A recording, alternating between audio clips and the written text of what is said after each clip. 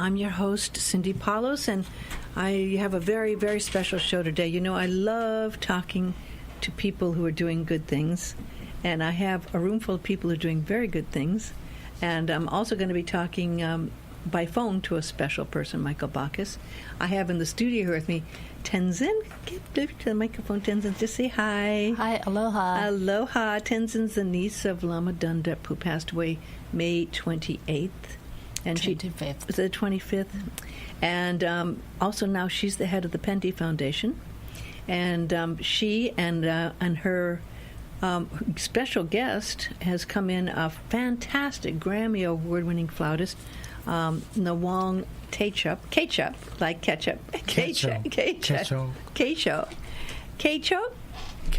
Khechog.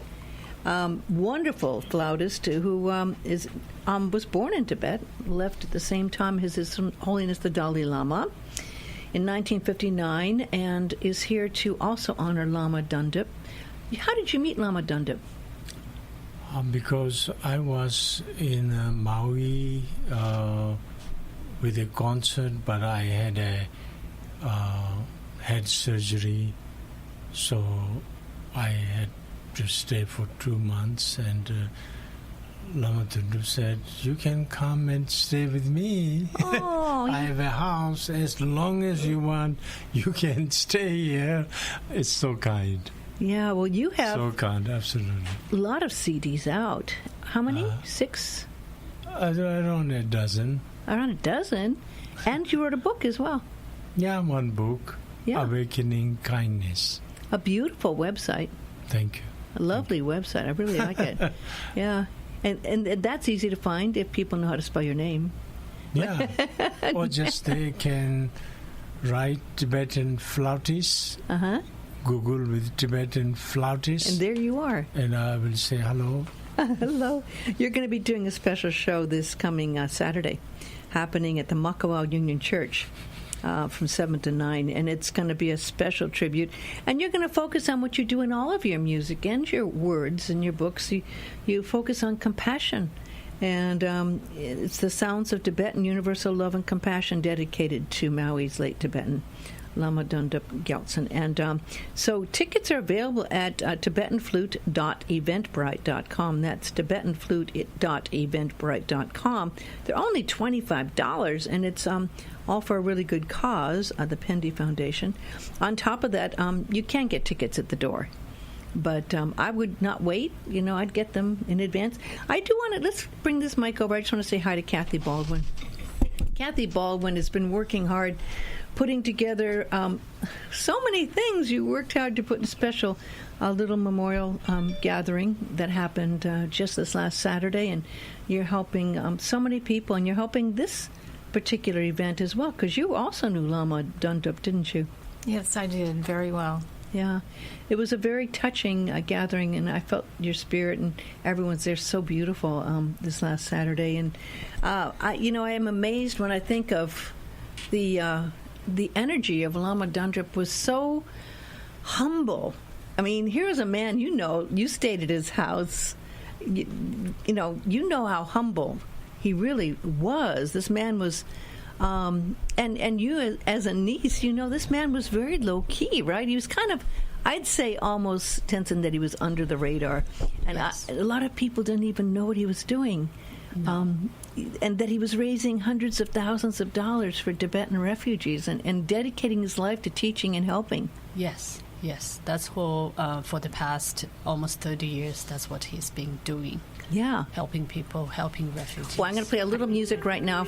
This is really a lovely CD. Of the dozen CDs that are out, this is giving you a little taste of the beautiful music here.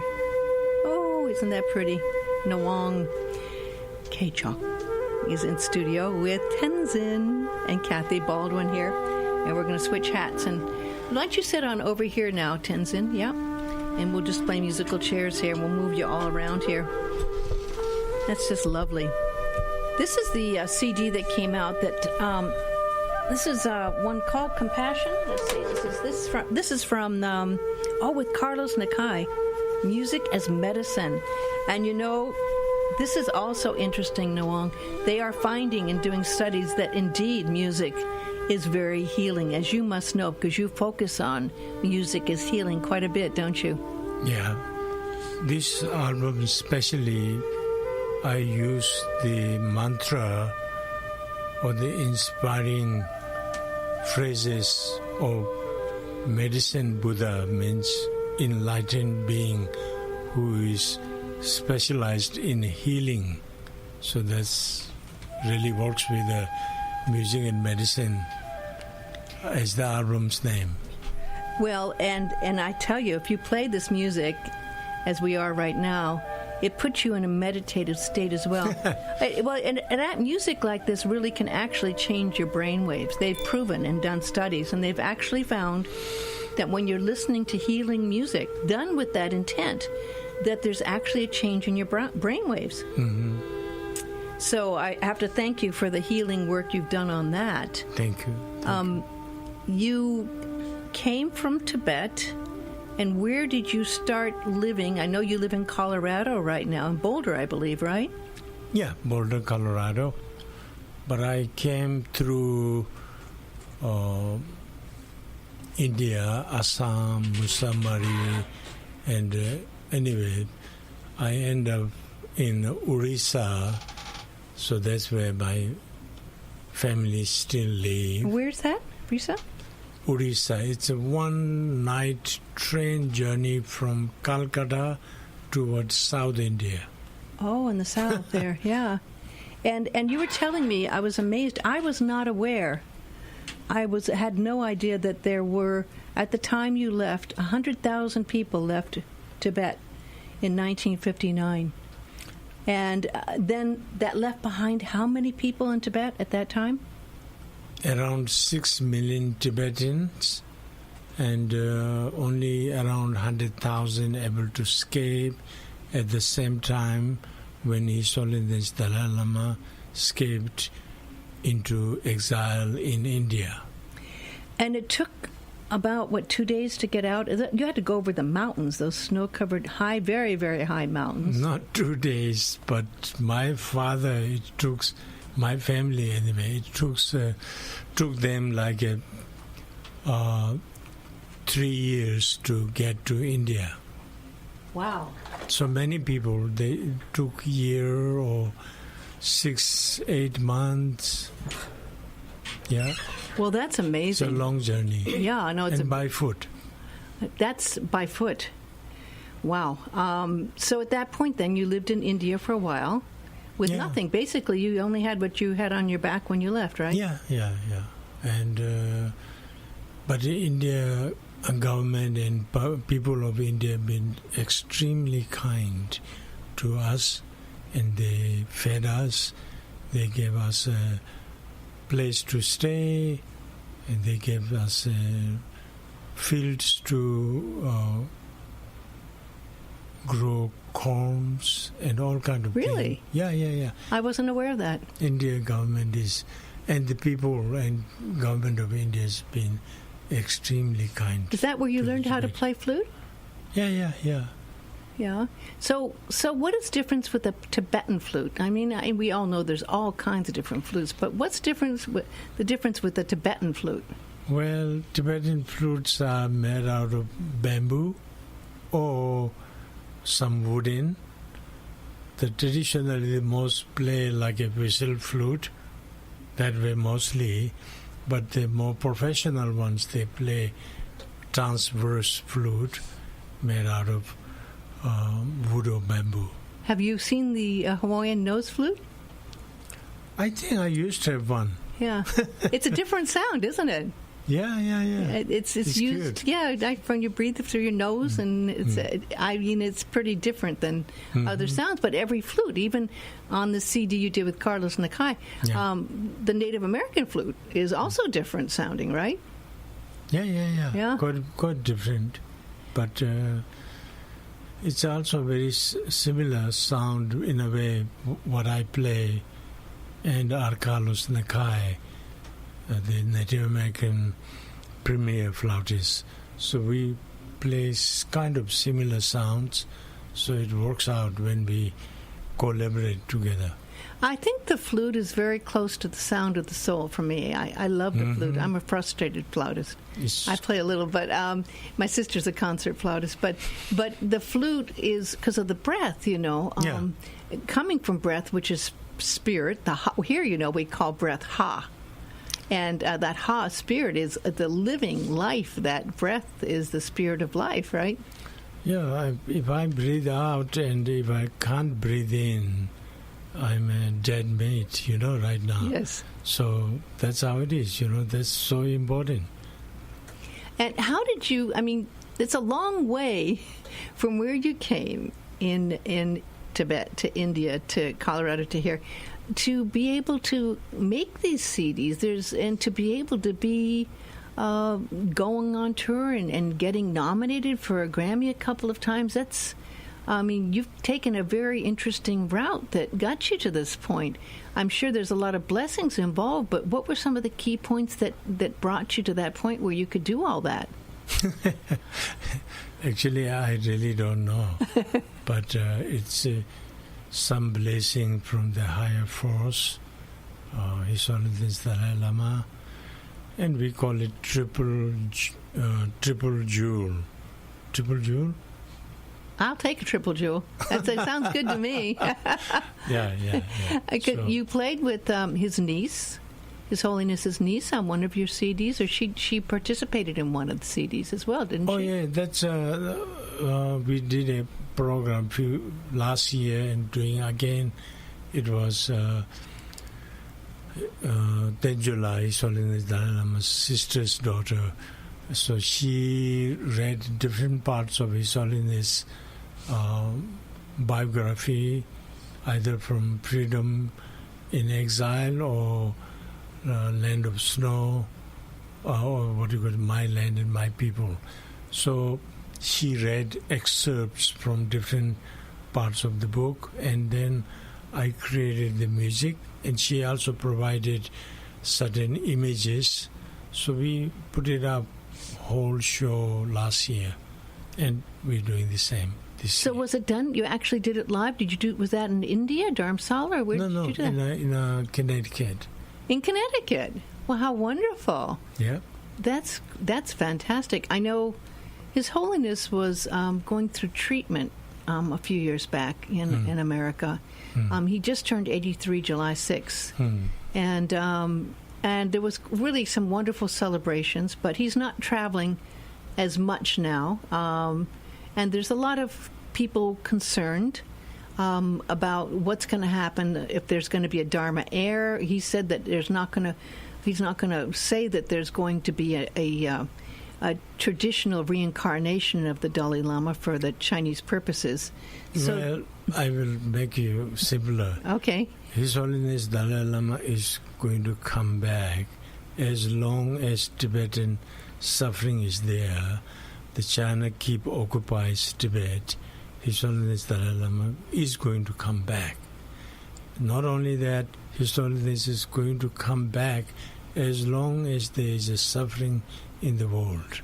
So his favorite prayer is, for as long as space endures, for as long as suffering sentient beings are there, may I remain until then and solve the suffering of all beings. So His Holiness always will be in the world, either for Tibetan or for other suffering people or other suffering sentient beings in the universe. So, well, I like that, and I haven't heard that actually said, because I know there was the political aspect and there was concerns about that. So it's interesting, I can understand what you're saying, and it's encouraging, I think, to hear that. I know that you have known Lama Dhondup, and we have the niece of Lama Dhondup, who was also friends with His Holiness here in the studio. How did... I heard you talk. You did a talk on Saturday and said something about this amazing, honorable man, Lama Dhondup, who was really a humble monk indeed, right? Yes. A beautiful, beautiful soul, right? And here he is. He was dedicating his life to helping and raising funds, and hardly anyone knew him. But I considered him to be a a very, very great soul. And so I was really impressed that our wonderful flautist here, Nawang, is going to be playing this Saturday at the Makawo Union Church in honor of him. That's happening, and it's only $25. It's happening Saturday, and it'll be tickets available at tibetanflute.eventbrite.com. But what was the path of Lama Dhondup and His Holiness, and how did he land up here on Maui? He came to the U.S. Probably 30 years ago as one of the monks that established a branch or monastery in Ithaca, in New York. Oh. And then his friend, late Lama Tenzin, who also was here on the island for many, many years in Paia. So they knew each other back when they were in Tibet. They belonged to the same monastery, so they, I don't know how, but they found each other, and then Lama Tenzin invited Uncle to come to Maui.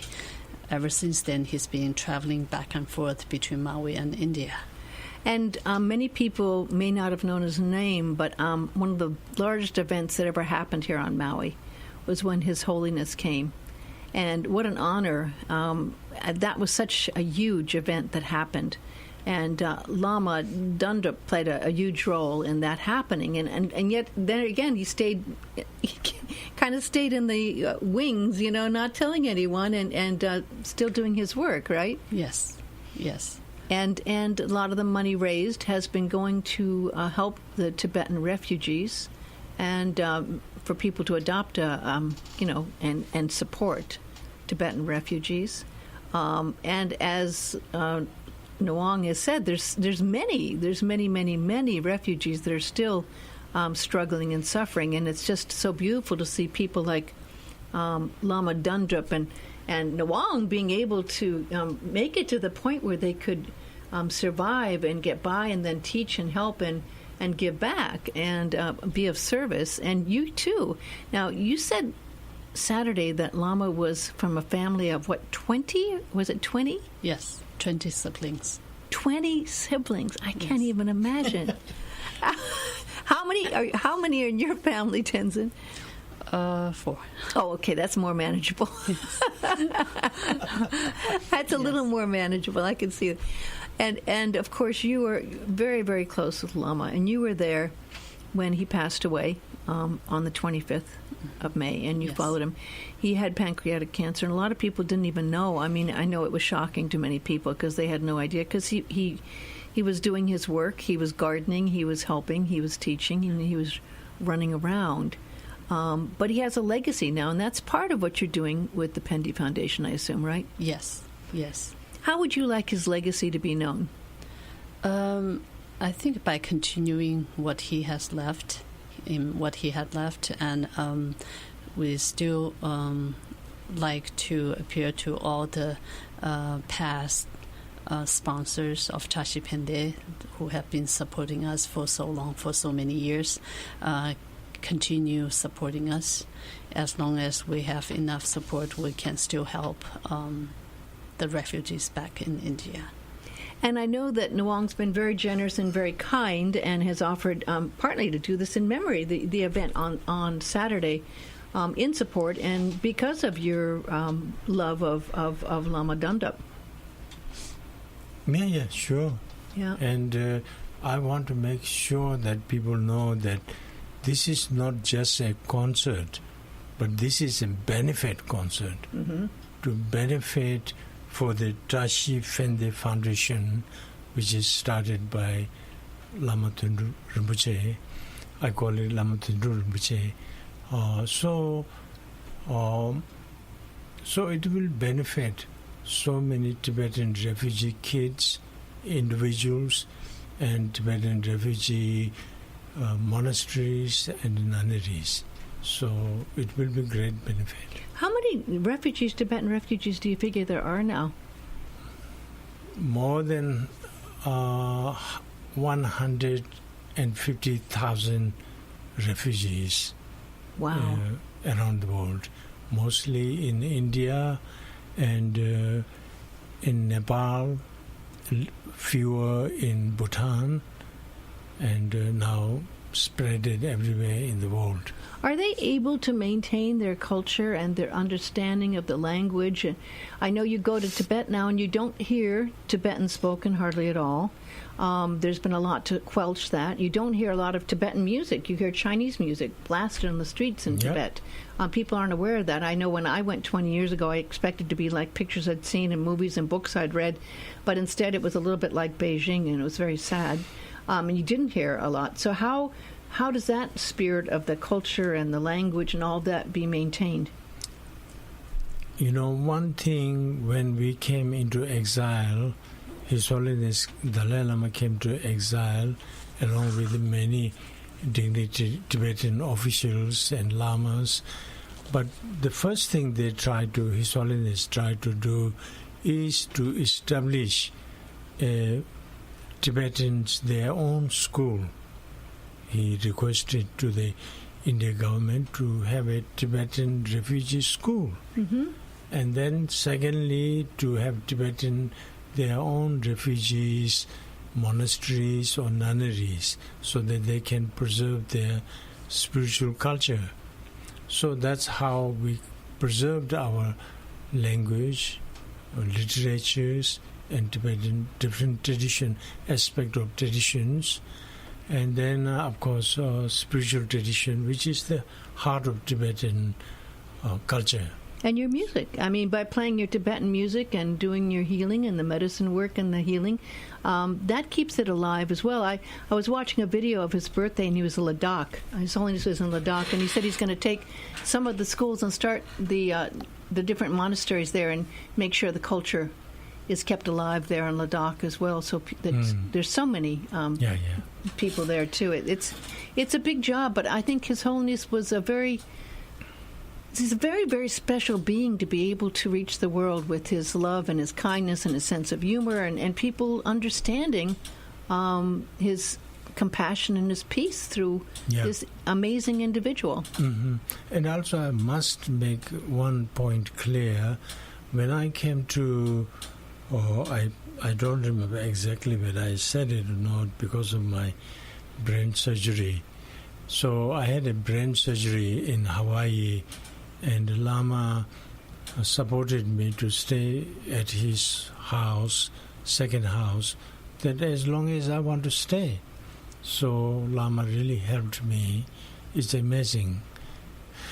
And not only that, Kathy, who's... Kathy's an angel. Yeah, angel. Kathy is just a blessing to so many. She's also helping Merwin now and many other people, and she did that, help make that little luncheon, which was a beautiful thing possible. And Kathy's just very, very dedicated to helping, and boy, it's nice. And also, in my case, Kathy really helped me along with Lama Dhondup Gyaltsen.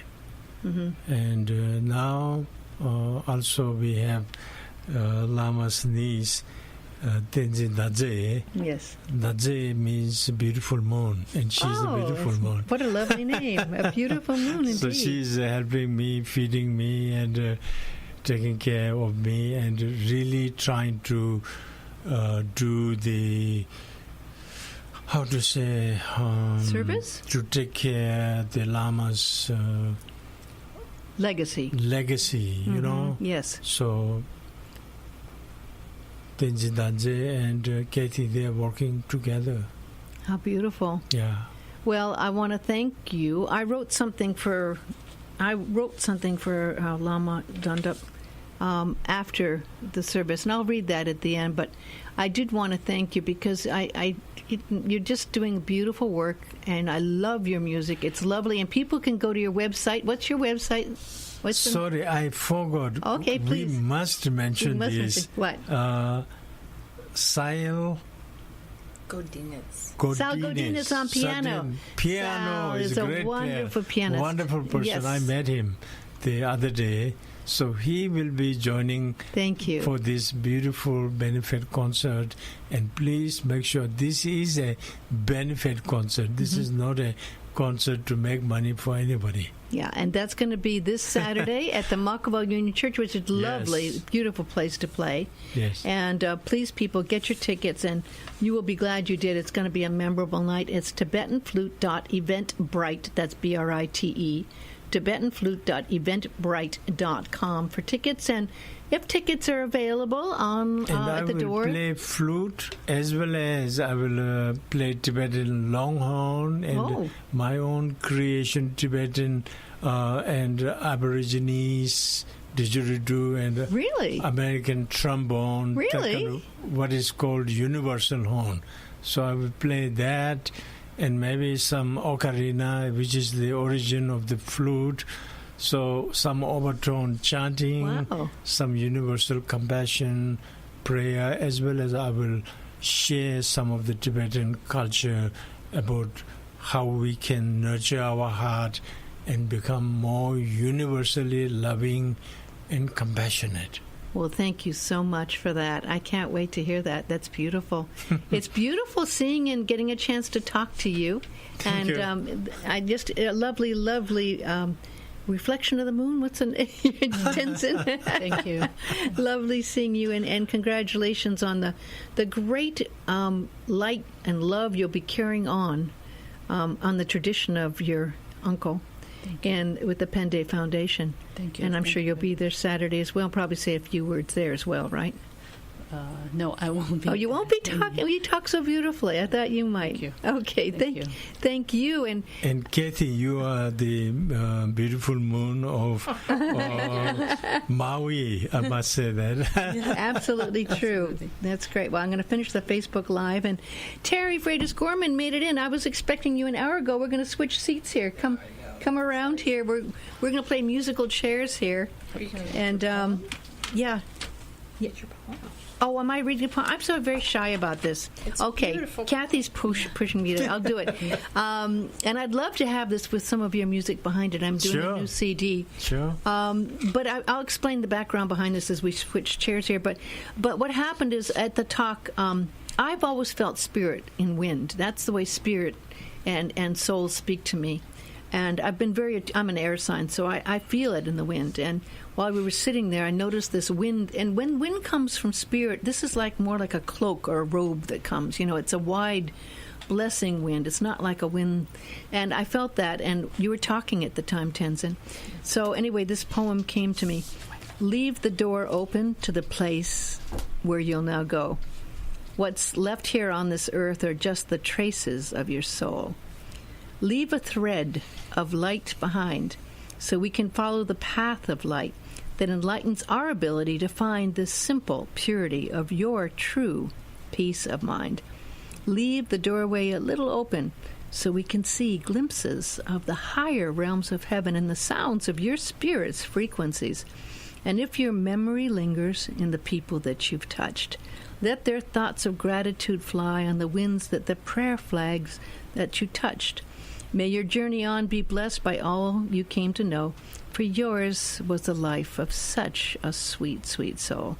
So leave the gate a little open as we send our love and a fond farewell to the resting place in heaven in the higher realms where you now dwell. So that's for Lama. Lama Dhondup, thank you. So wonderful seeing you, beautiful people. Your lovely energy is just very special. So thank you. And I'm going to get Terry over here.